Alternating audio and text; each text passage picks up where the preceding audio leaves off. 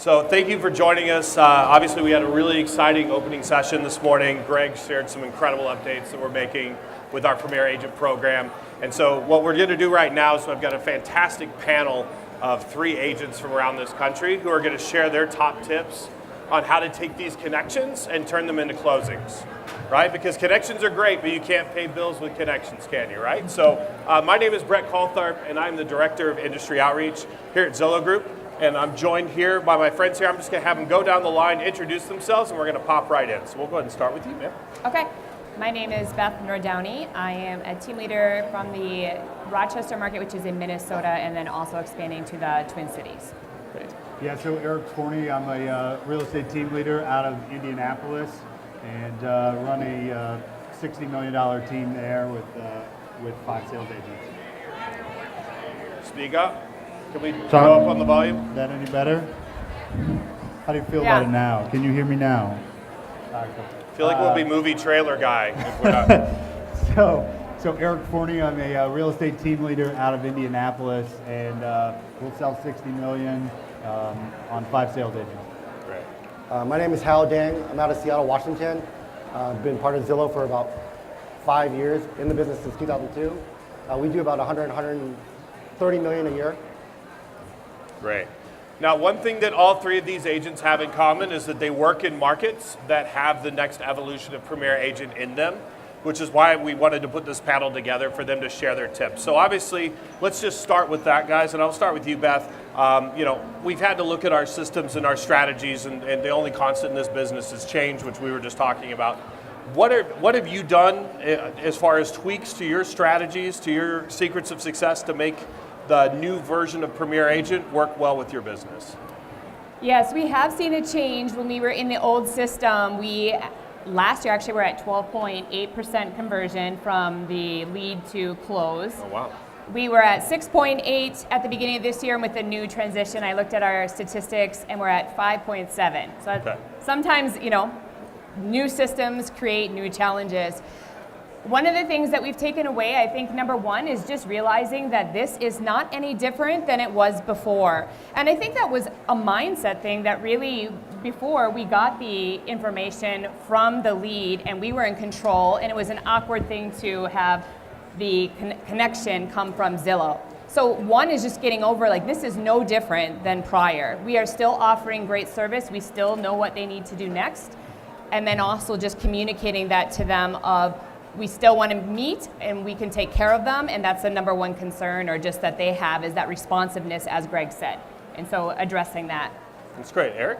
Yeah, so for us, when we saw a change, I look at my business as really the steward for my team and for the agents. And so the thing that I did was, while I'm out of production, I stepped back into the ISA lead receiving role, because whenever there's a new system, I have to ensure that our systems are working properly so that we're getting the right amount of leads and conversion to our team. So I stepped back in and took the connections initially, figured out where our breakdowns were so that we could rebuild it and retool. So what we found was that our lead flow dropped drastically, in large part due to the market that we're in and the high cost of lead generation in our market. And so the good news is my agents wouldn't have caught that. And so I had to go back in and then work on retooling how many leads we were getting, where we were allocating our marketing dollars to ensure that our lead flow was back to where I could put enough people to work. So there was a little bit of tweaking and pain points initially, but I think now that we've retooled our system, we're in a much better spot. That's great. And Hal, what are you doing out in Seattle? So prior to PA4, when we were on PA3, we felt like there was a lot of follow-up that we needed to do. I mean, you're always constantly calling, texting, just what everyone else is doing. With the new PA4 system, I love it. I'm an advocate for it. Simple being is, concierge calling them, they're vending them out. Are you a buyer, seller, renter? Are you working with a realtor? Basically, if it's the last 2, they get disregarded. With the new system, we're able to just get on the phone. I strategically set up every zip code, so I have at least 3 or 4 agents that are picking up the phone. Prior to PA4, we were on round robin, so we're always constantly following up. With new system, everyone's on broadcast. I highly recommend everyone get on broadcast.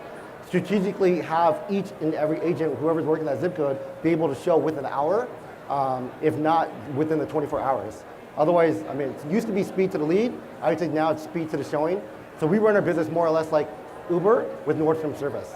That's great. And Eric, one thing you mentioned was ISAs, and that's one of the big questions that I get asked a lot as I have conversations with all of you online or offline, is what is the role of an ISA in this new system? You know, what I know how to make it work before, but what should I be having this person do under this new system? So what are you doing in Indianapolis as far as your ISAs and the adjustments you've made with this new change? Yeah. So we work a different model where on our team, we started a team last year in May, and now we run the #1 Keller Williams team in Indiana. And I actually only bring in inexperienced and non-licensed real estate agents, and then we train them our way. And so part of that training is having them work the leads.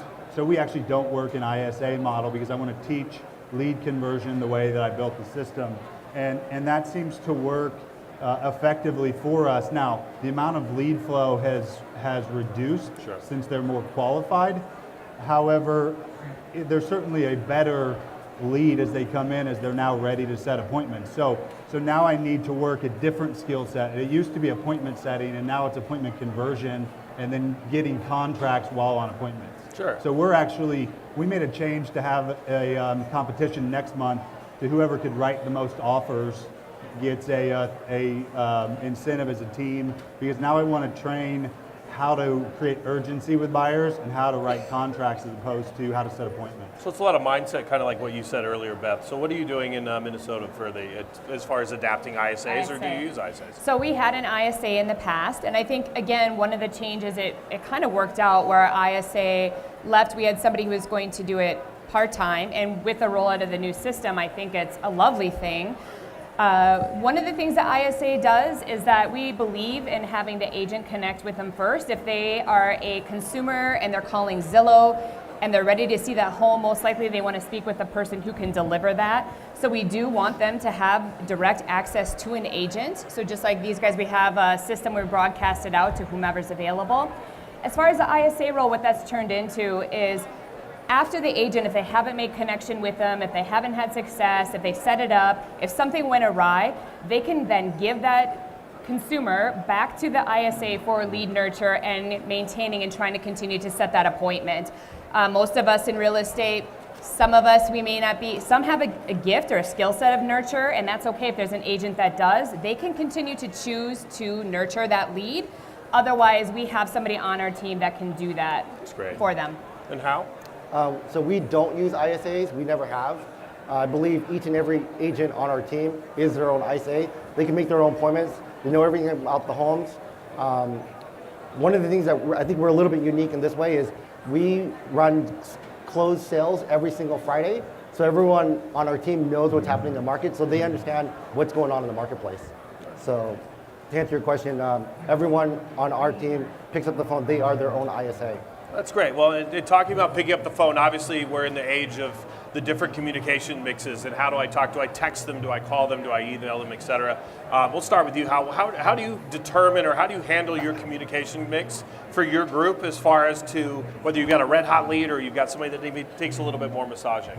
So obviously we do the common call, text, email. We're a little different. We do set up a search for every lead that comes in. So if you get a lead for $600,000, we will set up a search for them on the MLS with the notification that every time they open up the portal, we do get a notification. We go about 30% higher than what they're actually buying. So if they're buying a house for $600,000, we go up to like 800 and 900. And we find it, statistically, most people are buying above their price range. That's great. And Eric, what do you do? Yeah, so for lead follow-up for us, the quickest thing that we've found to be effective is text messages. So our leads get 7 text messages within 48 hours. They get one within the first 5 minutes. If they don't respond to that one, they get one 20 minutes later, and then 2 hours later, and then the following morning, that evening. And we found that to be most effective. And I think when we see the data come out that Zillow has said that that's the most effective route for conversion as well, 80% of leads will respond to text messages within the first 24 hours. So the reality is that all can be automated, and we've taken that on to ourselves to make it sound conversational so that we can set appointments quickly, because the most effective text that we use is just, hey, this is Eric Forney with the Forney Group at Keller Williams. Is now a good time to talk? And you typically get a yes or a no, or and if it's no, the consumer typically tells us what time to follow up with them. Yep. Oh, that's great. What about you, Beth? Yep, I echo what they have to say. Call, text, email. Just like Greg said, we are finding that more people do want to text or email. Our goal is to try all 3 channels until we reach them and then ask what is your preferred method of communication. And most often they will tell us, even if we don't like it, text, email, and then we will respect that. Absolutely. Yeah. And how? I do have one more thing I'd like to add is, besides the call, text, email during the day or whenever you get the lead, one other thing that we've been doing that's been very effective is calling between 6 and 8 in the evening. Most times you'll catch them when they're not at work. That's great. Now, I would assume, I just want to throw this out as a quick hit, I would assume that all of you are using CRMs or multiple CRMs, and so that's another question we get asked a lot is, hey, how do I manage these relationships? So just real quickly, what CRMs are you using, and how are you, basically using technology to keep this flow going? We'll just go down the road. Sure. We just use a Zillow app. We use the statuses actively searching, casually searching, and then we put in the time frame 0, 3 months, 3 to 6 months, so forth. Right. So. Yeah, so for us, we're using LionDesk, and the main reason we use LionDesk is because I'm cheap. So it's $25 a month, and it realistically does probably 95 to 98% of what every other CRM is doing. And it has that integrated auto text feature. And I think most people overcomplicate CRM. I agree. The reality is they won't do your job. They'll only automate what you tell them to automate. And so the accountability to the CRM is far more important than the tool itself. That's great. Beth? We use Follow Up Boss, and the reason why is we know it's owned by Zillow, and we just wanted to hopefully integrate with that easily in the future.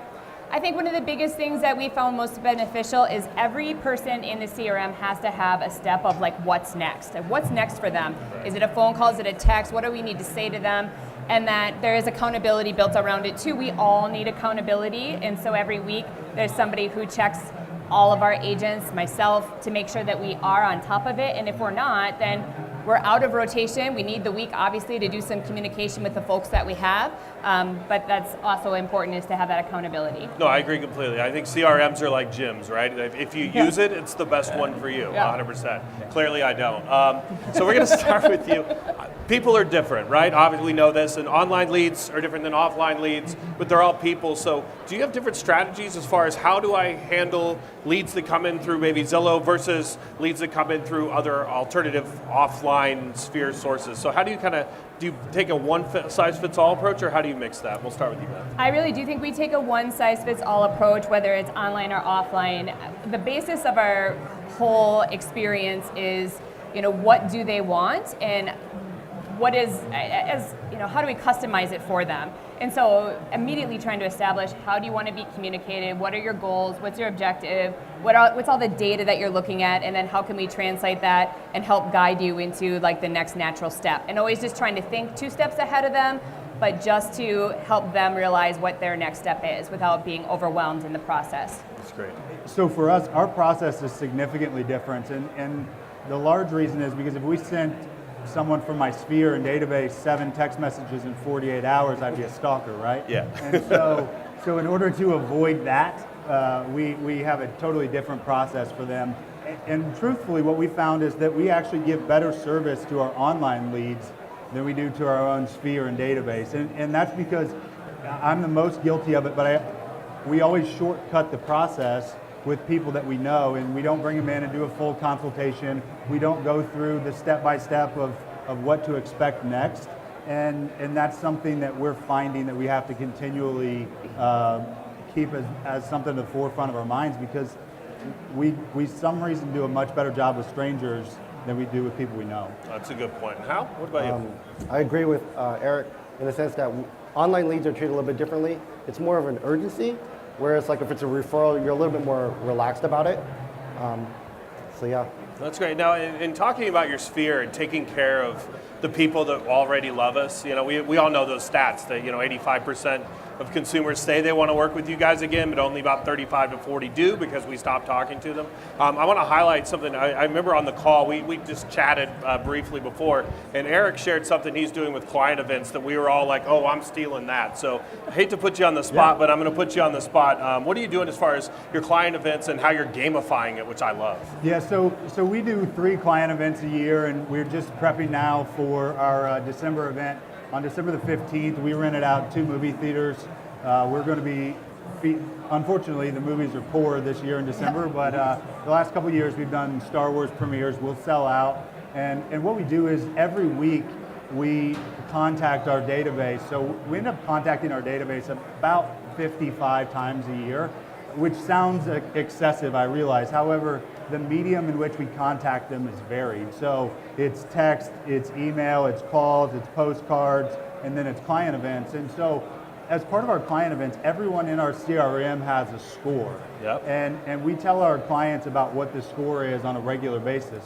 So they know how they win with us. Our goal is to teach our clients how to treat us, which sounds really manipulative, right? But the reality is that I want them to send me referrals without ever asking for it. And so we score them. So last year we gave away 60-inch TV, iPads, Ring doorbells, Nest thermostats, $2,000.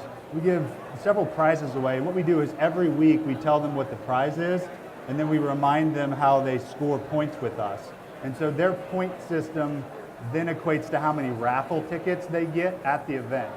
And so if someone has 16 points because they've showed up at the last 3 events, they've sent 3 referrals, written reviews, and closed homes with us, their odds of winning those prizes is increased. So last year we did you get 1 point if you've bought or sold a home with us. You get 2 points if you've written a review on Zillow, 2 points on Facebook. You get 3 for a referral. And then we'll have 1 initiative that we're trying to drive extra bonus points for if we're trying to grow Yelp reviews, let's say. And then we remind them of that scoring system every week so it encourages them to do whatever we want. That's great. I just wanted him to share that story. So let's get a little bit back more on the topic, which is the lead conversion, right? So what I'm going to do is just kind of go down the row. You get a phone call. It's from Zillow.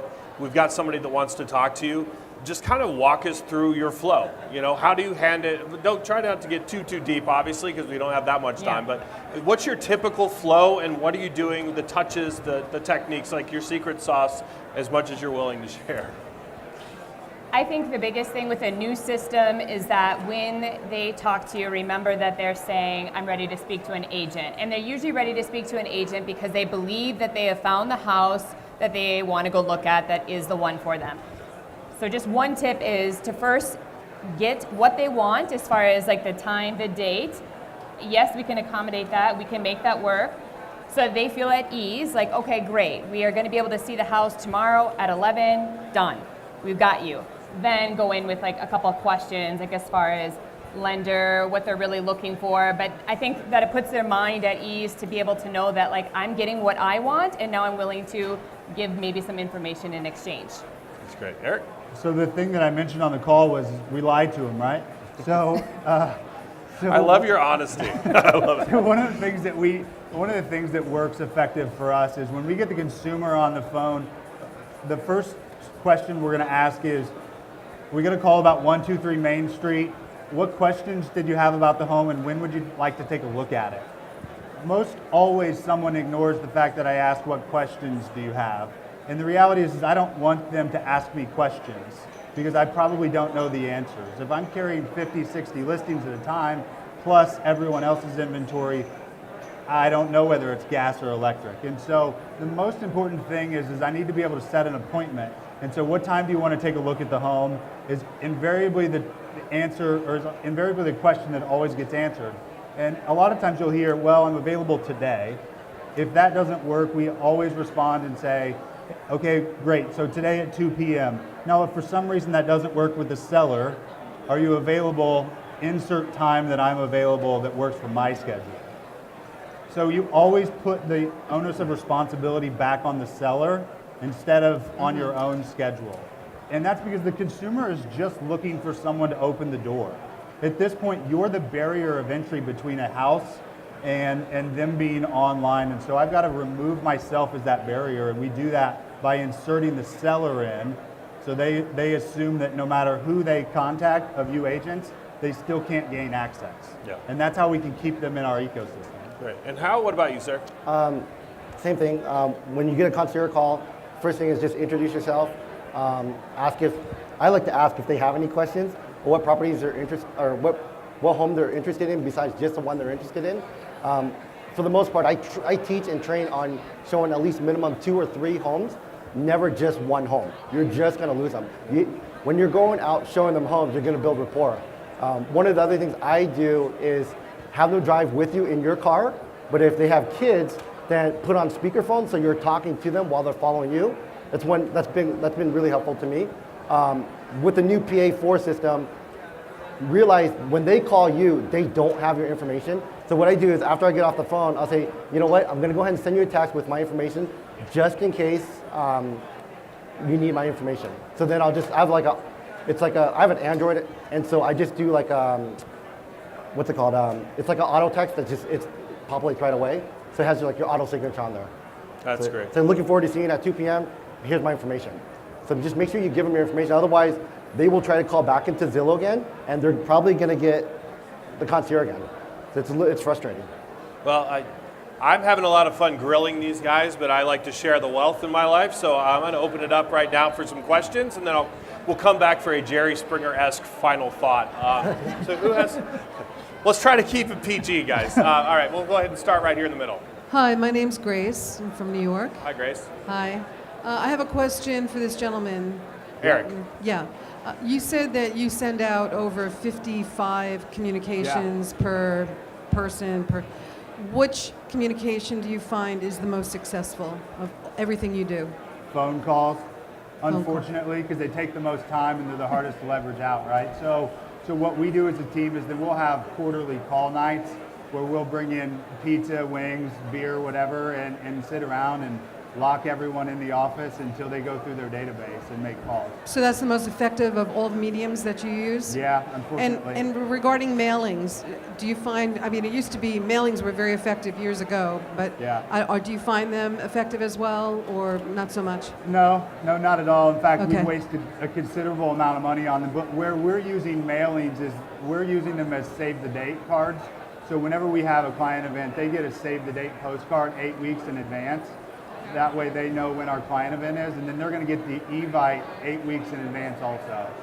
Great. And by the way, as we're going forward, if you have a question, raise your hand, and Chelsea's got the mic. There's Chelsea. We're going to get her some stilts. Let's go ahead and go over here. I was wondering, how do you answer the question, are you the listing agent? Go ahead. We'll start with you. How do you answer the question, are you the listing agent? I think the biggest answer... Or I want to speak to the listing agent. Oh, I'm sorry. Yep. Okay, Either and one. I think for us, it's just saying, I am the premier agent that you connected with. You were on Zillow, yes, okay, great. I am the premier agent, what can I help you with? And I guess if they come back to that, then it's, can I ask, why do you feel, what's important about speaking with the actual listing agent? And then usually you can navigate why that may not be important. Okay, how do you answer I have a great answer for that. That was the one question that I got stumbled on over and over and over. My best answer is the listing agent is a colleague of mine. How can I help you? Very simple. Listing agent is a colleague of mine, right? Can you repeat that? What? Is a colleague. What? The listing agent is a colleague of mine. How can I help you? We're all colleagues, right? We all work together. There's a colleague of mine. The listing agent's a colleague of mine. Super easy. Okay. And then Eric, how do you answer that? Yeah, so we typically try to deflect out of that, similar to how Beth said. So I try never to answer any questions when we're on a call with the consumer. My goal is realistically to always answer questions with questions. And so I'm in the question asking business the same way your doctor is, right? Like when you go there and you have a headache, it's not automatically cancer. That's what WebMD does. And so what I want to do is qualify before answering. And so I'll almost always say something very similar is I take the inbound calls for Zillow and we maintain a 5-star rating in Fishers. How can I help? What questions do you have? when would you like to see the home? That's great. And that WebMD analogy is reason number 406 why you're not being replaced by robots anytime soon. So, Chelsea, we'll go over here. Could you talk about your conversion rates before and after PA4 and the extent to which the higher quality leads played through to maybe getting a higher conversion rate so that the sort of total conversion volume stayed the same, or you tell me even if lead volume dipped? So what's the difference in your conversion rates, if you know them, between the old system and the new system? We'll start with how and work our way down. I would say the conversion ratio is higher for the simple reason is you're getting a warm lead. The old system with the PA3 is you're always constantly following up. You just spend so many hours and days just following up constantly, where now it's like you're getting a lead. It's no different than a lead from like a relative or a lender. So, yeah, I would say probably double. Yeah. He asked, did it compensate the difference between quantity and quality? Yeah. So we've been on since June. So I would say our number has substantially increased.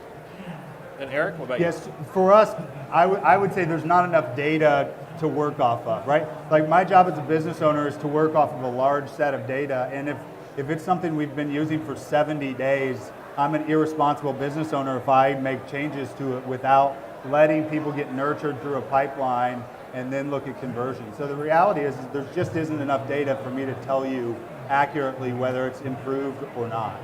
And I know that you spoke to it before. Did you Yeah, have anything and to add? ours went, down. Like I said, in the new system, I absolutely 100% am on board and believe in what Zillow is doing in the process. I think where our lost opportunity, which I think Zillow is aware of now, is maybe we were able to convert some people that were earlier in the process. Let's say when they say, are you ready to speak to an agent, and they say no. Maybe we were able to navigate that. So I feel excited that we have that opportunity. It'll be interesting to test it to see if that theory is true or if that isn't it at all. Yeah.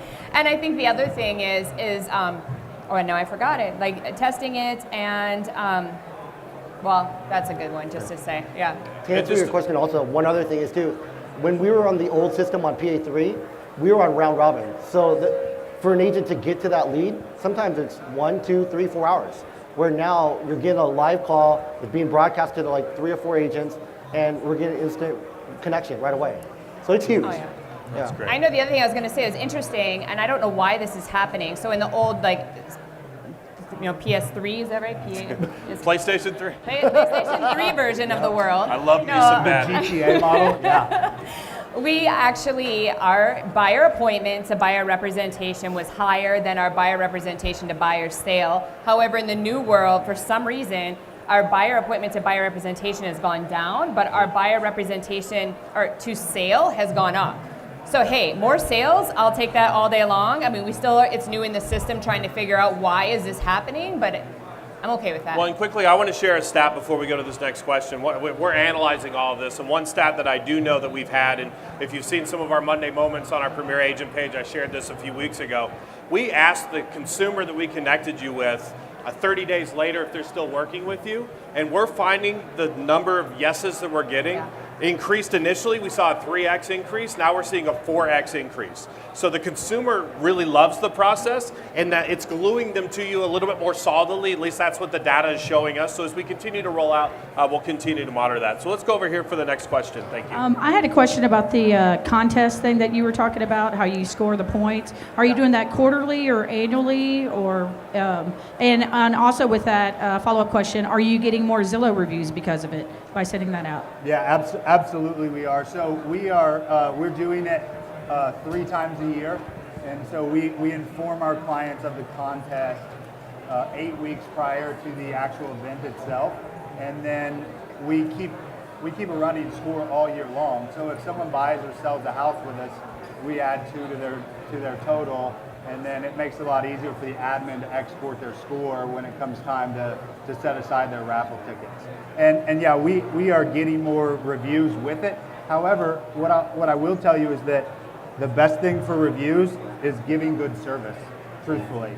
Because this year, as we've grown so exponentially, my personal service level has dropped, and so have my personal reviews as far as the frequency. I used to probably get about 60 to 70% of all my transactions, and I'm considerably lower than that now. And that's because I'm stretched too thin.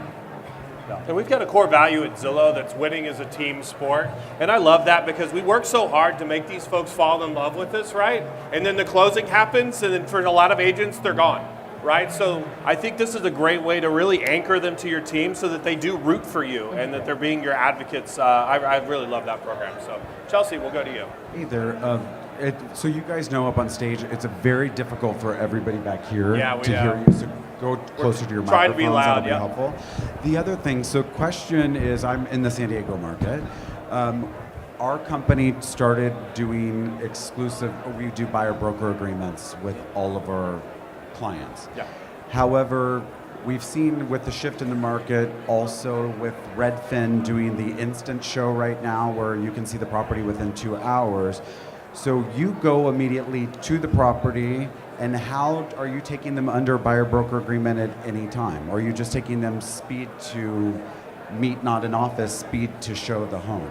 It's a good question. Who wants to tackle that one first? So for us, it's speed to show the home, and partly because I think when you extend a buyer broker agreement to someone, that's your engagement proposal, right? And the consumer today doesn't want to get engaged after the first date, and they damn sure don't want to get engaged online after they've swiped right for you. So you have to know when you're going to pace and place the buyer broker agreement, and an upfront is typically not the best conversion method for us. We can do that effectively with first-time buyers because we can educate them on the call, and then we can set a buyer consultation because education is the impactful portion for first-time buyers.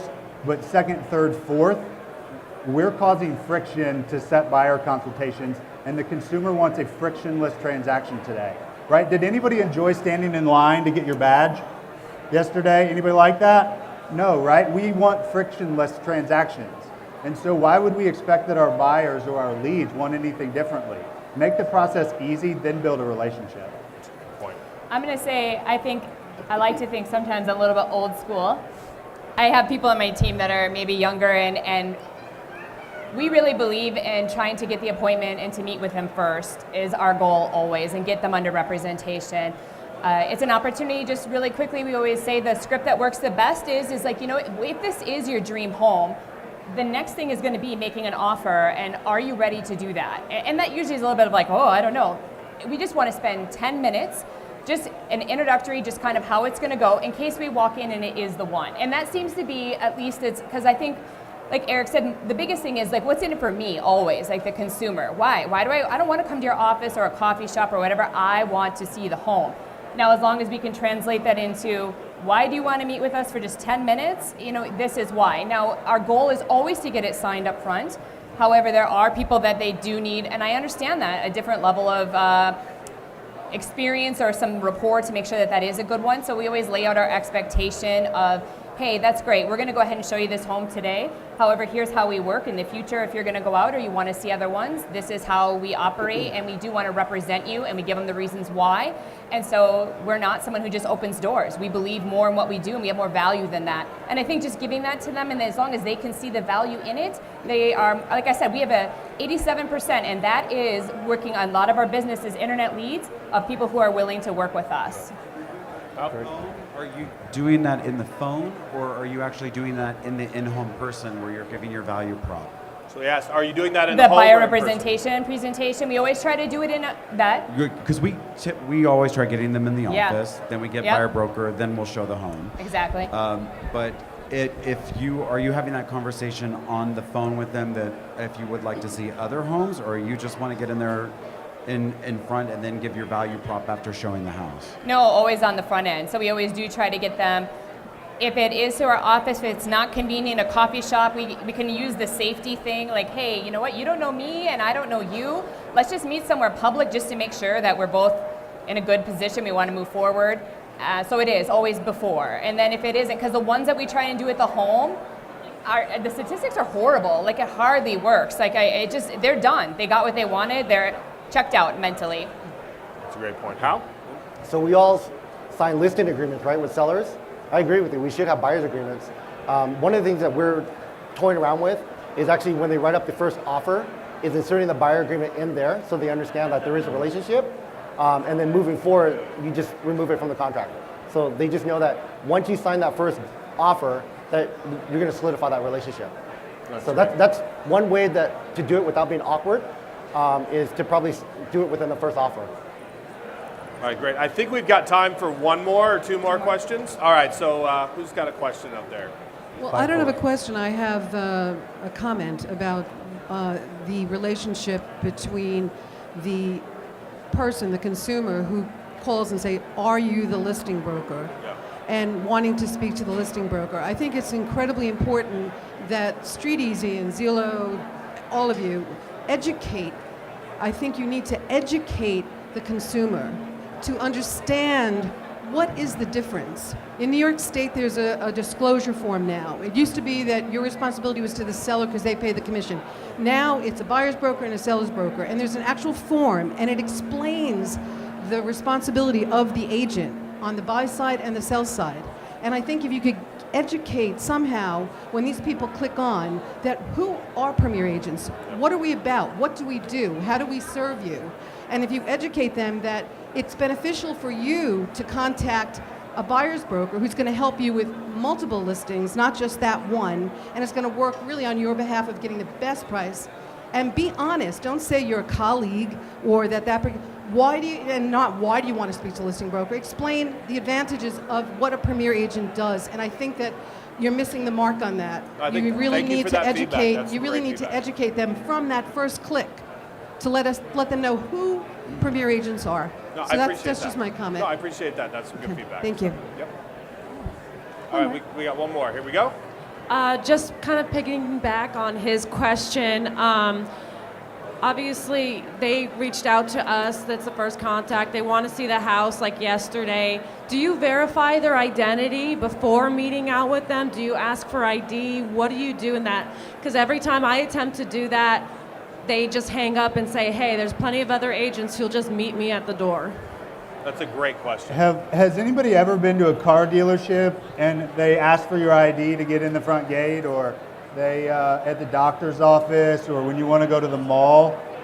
If someone asks for my ID, not happening. No way, right? Like, I'll find the next consumer who will get me what I want, right? Like, we don't need to create friction for the consumer. This is going to get worse, right? My generation of buyers represents 35% of the marketplace, and I can have milk at my door in an hour with Amazon, right? So the last thing I want to do is create friction as a consumer. So I would say, no, we don't do that. My advice to my team is, if you feel comfortable meeting the client, then meet with them. If you feel uncomfortable, then have one of your team members meet you on the appointment so that you're safe. But I can't make that decision for them, and I never want to put myself in a position to advise them to always meet a client without ID, just because obviously I don't want that liability, and I certainly don't want something to happen. And Beth, what about you?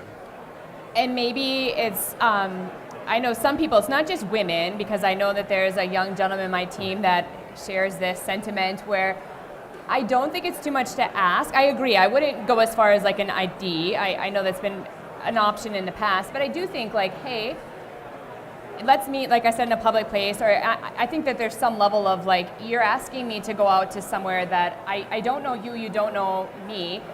And I think that seems a reasonable exchange. Now, again, if you feel comfortable, because on the phone, and if they say, no, I really can't, my schedule doesn't allow it, I don't want to go, whatever their reason is, and if you say, okay, well, if you have a few more criteria or questions that you can ask to feel comfortable, and you want to make that call to go ahead and meet them at the home, again, then that is something that you can decide based on, I think, your gut level of, like Eric said, assessing, like, do I feel safe, and that I am going to take a chance, and I'm going to just go meet them directly at the home. But that is not like the goal is just immediately go.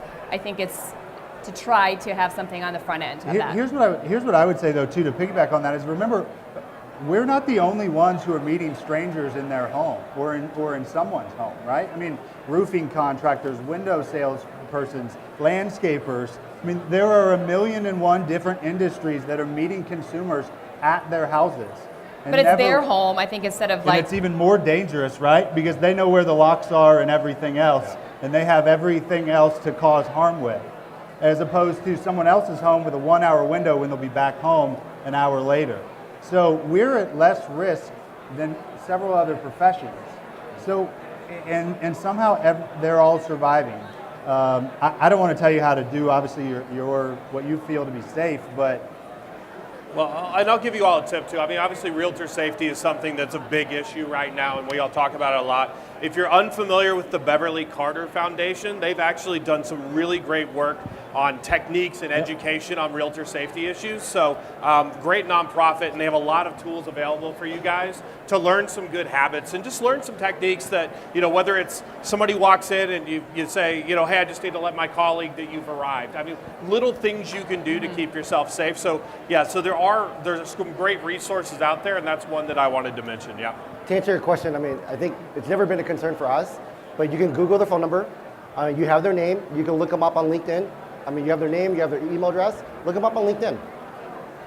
Do a little online cyber stalk first. So I want to thank you guys for the questions. We're gonna start with one last thing, and that's basically, I want you guys to basically, in a sentence or two, what's the one thing that you hope everybody here that's trying so hard, we're fighting between us and lunch, and I know that's always a hard battle, right?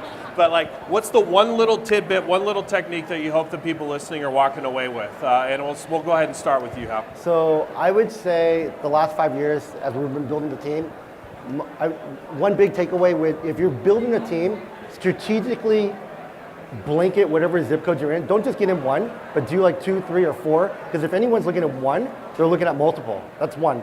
2, when you hire people, look for people that are in that area, specifically where they can go out and show within the hour.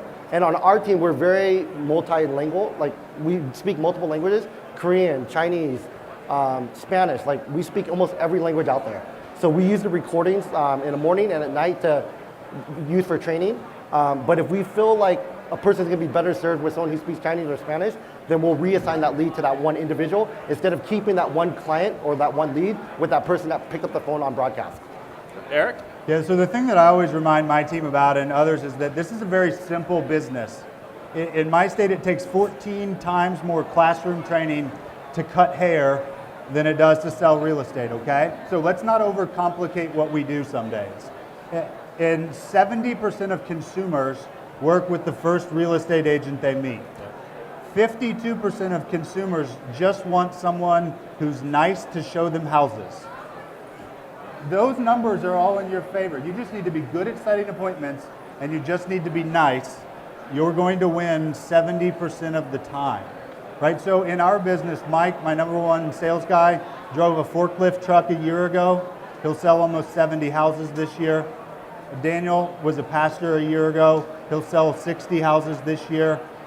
I have no one with more than 12 months of experience, all nearly getting to 8 million in production at a $200,000 average. It's all about appointment setting, follow up, and offering good service. That's it. That's great. And Beth? And I think I'm going to piggyback on what Eric said. It is amazing that most people, they just want an average. If you can do an average first experience, that's really enough to get them to go to the next level with you, which is really sad. But some of us, especially if you want to wow or delight, it is amazing what you can get away with. I think it's knowing what you have to offer and what values you have, like an item of value or value proposition of, why do I want to continue to engage with you? Is it local market knowledge? Do you know statistics? Do you have tools and resources that you can provide them with? Because you got to get past, like, what are you going to do after that first showing? Like, what are you going to engage with them? How, beyond like just, I showed you this house, now what? And that's like the key, is you have to be able to answer that question and get them to come on the journey with you. That's great. Well, I want to thank you, Hal, Eric, and Beth. Let's all give them a round of applause. Thank you very much. Please join us back here after lunch. You can see the schedule here. We've got 3 awesome sessions that Jay Thompson and I will be having. So we'll see you after lunch. Thank you.